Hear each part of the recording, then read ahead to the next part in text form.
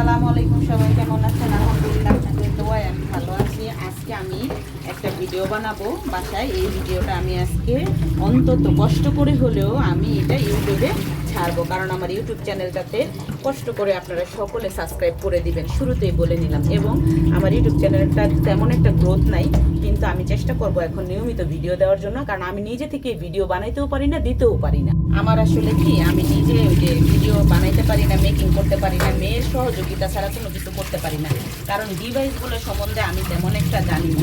কিন্তু ওই যে মেয়ে যখন ভার্সিটি থেকে আসে আমাকে সহযোগিতা করে, তখন আমি এই ভিডিওগুলো পোস্ট করতে পারি, ছাড়তে পারি। এই বিষয়গুলো আমি জানি না, কারণ আমি এই অনলাইন জগতের মানুষ না। চেষ্টা করতেছি কিছু করার জন্য, ঘুরে দাঁড়ানোর জন্য। আমি তো পরনির্ভরশীল, আসলে ছোটোবেলা থেকে পরনির্ভরশীলভাবে গড়ে উঠছি, যার কারণে আমি আত্মনির্ভরশীল এখনও হইতে পারিনি। তো চেষ্টা করতেছি আমি নিজে নিজে কিছু করার জন্য। আপনাদের সহযোগিতা কামনা করি, সবাই আমার চ্যানেলটা কিন্তু সাবস্ক্রাইব করে দিবেন, আমাকে সহযোগিতা করবেন। এখন এই যে বাচ্চাদের কাছ থেকে ডিভাইস সম্বন্ধেও শিখতেছি, কিন্তু তারপরও হয়ে উঠতেছে না। আমি কিছু কিছু জিনিস শিখতেছি, কিন্তু তারপরও আমার হচ্ছে না। আমারে ওরা একটা অনলাইনে এই বিষয়গুলো নিয়ে ক্লাসেও জয়েন করাই দিছে, কিন্তু তারপরও আমি পারি না। কারণ কি, আমি আসলে মোবাইল সম্বন্ধে খুব কম বুঝি, যার কারণে মেয়ে ছাড়া আমি কোনো কিছু দিতে পারি না। পোস্ট করতেও সমস্যা হয়, সব কিছুই দিতেও সমস্যা হয়। আর ডিভাইস সম্বন্ধে আমি অনেক অজ্ঞ। তো এই যে দেখেন, আমি এই কলিজা ছিল এক টুকরা, গরুর গোছ আনছিলাম ছেলের জন্য, ওটার মধ্যে তো ওই কলিজার থেকে এটাকে কি করছি, একটু সেদ্ধ করে নিচ্ছি। তো এটা নাকি বেশি সেদ্ধ করলে পুষ্টিগুণ চলে যায়, এই জন্য আমি হালকা করে এটার উপরে যে আবরণটা ওটাকে ছিলে নিছি, আর এভাবে টুকরা করে নিছি। এটা একদম লাস্টে ব্যবহার করব।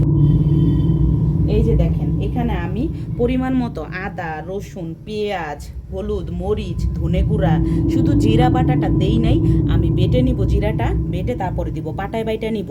জিরাটা ব্লেন্ডার করা যায় না, তো জিরা বাটাটা পরবর্তীতে অ্যাড করবো। এগুলো সব মশলা দিয়ে আমি মাখাই নিছি। পরিমাণ মতো একটু তেল দিয়ে নিছি, কারণ এখানে চর্বি আছে গরুর গোশে, এই জন্য এই গোস্তর মধ্যে আমি তেলের পরিমাণটা কম দিছি। এখন এটা আমি চুলায় বসায় নিব।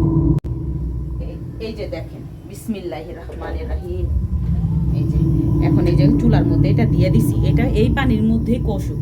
এই গোস্তের মধ্যে পানি উঠবো, গোস্ত থেকে পানি উঠবো, ওই গোস্তের পানি দিয়ে গোস্ত সিদ্ধ করে এলাম। এখানে আমি 1 কেজি পরিমাণ আলু দিয়ে নিব।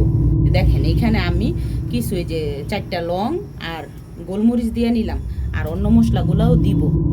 এই যে দেখেন, এখান থেকে আমি কিছু মশলা নিচ্ছি, এগুলারে আমি থেতায় নিব, হামানদোস্তায় থেতায় তারপরে দিব। আর এই গরম মশলার স্পাইসটার মধ্যে ম্যাক্সিমাম সময় আমি লং খুঁজা পাই না, কারণ আমার মেয়ে প্রচুর পরিমাণে লং খায়, আর এগুলা যে রং চায় ব্যবহার করে, প্রায় সময় আমার লং খুঁজতে দেরি হয়ে যায়। দেখেন, এখন আমি কিছু খাড়া মশলা এগুলারে হালকা করে গুঁড়া করে নিছি। এই যে হালকা একটু হামানদোস্তা থেতায় নিছি, তো এই মশলাগুলোও আমি দিয়ে দিব। এগুলা আসলে বাইটা দিলে ভালো হইতো, কিন্তু আমি গুঁড়া দিচ্ছি। আপনারা চাইলে পারলে পাটায় বাইটা দিবেন। আমি যে কটা তেজপাতা দিয়ে নিলাম। এই যে এই যে দেখেন, আমি একটু চালটাও ধুয়ে নিব, পাশাপাশি ভাত বসাই দেবো। আমার ভাতের আবার বেশি সময় লাগে না, বলক আসলেই চাল হয়ে যায়। এগুলো মাদল থেকে আমি 10 কেজি চাল আনছিলাম। ছেলে মোটা চাল খাইতে পারে না, এই জন্য। আর এই চালগুলো 170 টাকা কেজি। তো আপনাদের যার যার ভালো লাগবে ওখান থেকে আয়না নেবেন। চালের দামটা একটু প্রচুর বেশি, কিন্তু আমার ছেলে এই চালের ভাত ছাড়া ভাত খায় না। ওর সব কিছুতেই নবাবী একটা ধরন আছে। আসলে বাপের হোটেলে থাকে, তো বাপের হোটেলে খায়, এই জন্য সব কিছুতেই নবাবী একটা ভাব আছে তার। আমিও যদি কোনো কিছু করি, কোনো কিছুই তার পছন্দ না, সবসময় এসে আমাকে ডাক দিবে। আমাকেও তার পছন্দ না আমার ছেলে। তো যাই হোক, আমার কর্মকাণ্ড তার আমি বাদ দিতে পারি না। এই যে দেখেন, ভাতের চুলায় আমি ভাতটা বসাই দিব। আমি দৈনন্দিন যেই কাজগুলো করি সেগুলাই আমি আপনাদের সাথে শেয়ার করি, কারণ এর বাইরে তো আমি কোনো কিছু দেখাইতে পারি না, করতে পারি না। আর আমার অনেক কিছু রেস্ট্রিকশন আছে। আসলে মেয়েদেরই অনেক কিছুতে রেস্ট্রিকশন থাকে। আমার এই ভিডিওটা করতে দিছে এটাই অনেক কিছু। হ্যাঁ, হাজব্যান্ডের অনুমতি পাইছি, আমি আল্লাহর দরবারে কুটিয়ানা শুকরিয়া আদায় করি। এত বছর তো আমি তো আসলে পরনির্ভরশীল একটা মানুষ। আমি যেহেতু আমি হাউস ওয়াইফ, তারপরে আমি তেমন একটা কোয়ালিফাইড মানুষও না, যার কারণে আমি আসলে বাচ্চাদেরকে রেখে বাইরে যেয়েও আমি কোনো কাজ করতে পারি না। যার দরুন আমার হাজব্যান্ডের অনুমতি নিয়েই আমি বাসায় একটা ব্লগিং খোলার চেষ্টা করছি। সাবস্ক্রাইব করবেন, পাশে থাকবেন, সহযোগিতা করবেন। আর দেখেন, এইভাবে গরুর মাংস কার কার পছন্দ হয়। যদিও আজকে আমি মশলা একটু কম দিব, কারণ গরম তো মশলাটা একটু কমই দিব। মশলা একটু কমই হয়েছে পরিমাণে, কিন্তু মশলা যত কম দিয়ে করা যায় তরকারি, আপনারা সবাই আমাকে সহযোগিতা করবেন, আমার পাশে থাকবেন। আমি যেন যেহেতু আমি পরনির্ভরশীল, আমি চাচ্ছি যে ব্লগিং চ্যানেলটা দিয়ে যেন আমি একটা কিছু করে করে খাইতে পারি। আর একটা কথা আপনাদেরকে বলতে চাই, এই ব্লগিং করাটা কিন্তু আসলে অনেক কষ্টের কাজ। মনে করছিলাম ইজি, নট ইজি। এটা খুবই একটা কঠিন কাজ। আরেকটা কথা বলি, যে আসলে নারীরা যে কাজই করতে যায় সেখানেই বাধা আসে, অনেক বাধা বিপত্তি নিয়েই কিন্তু আমি এই ব্লগিং চ্যানেলটা খুলছি।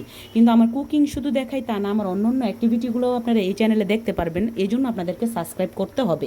আগামীতে আমি চেষ্টা করব যে এই চ্যানেলে অন্য অন্য ব্লগিংগুলোও দেখানোর। আরেকটা কথা আপনাদেরকে বলতে চাই, সেটা হলো যে আমি আসলে কি বলবো, যে আমি নির্ভরশীল হওয়ার জন্য ফেসবুক কোনো প্ল্যাটফর্ম হইতে পারে না। এটা আজকে আছে কালকে নেই, কারণ এই ডিভাইসগুলো এইগুলো দেখা যায় সাবস্ক্রাইব করলেও পেজগুলো অনেকের নিয়ে যায়, কিভাবে জানি ডিএক্টিভ হয়ে যায়। হ্যাঁ, অনেক পেজ, নামি দামি পেজ, তার মধ্যে আমি চেহারা দেখাই না, তার মধ্যে আমি অনেক কিছুই করি না অ্যাক্টিভিটি। তো এই জন্য হয়তো বা আমার ভিউয়ার্স কম, আমার কম। তো আমি বুঝি এগুলো, আবার ডিভাইস সম্বন্ধেও জানি না, ভিডিও কীভাবে করতে হয় সেটাও জানি না, কোয়ালিটি মেনটেন করতে পারি না, যার কারণে ভাইরাল হয় না ভিডিও। তো অনেকে অনেকভাবে করে, আমি শিখতেছি, চেষ্টা করব। কিন্তু আপনাদের উপদেশ থাকলে আপনারা আমাকে পরামর্শ দেবেন, কমেন্ট করে জানাবেন, সহযোগিতা করবেন, পাশে থাকবেন। আল্লাহ হাফেজ।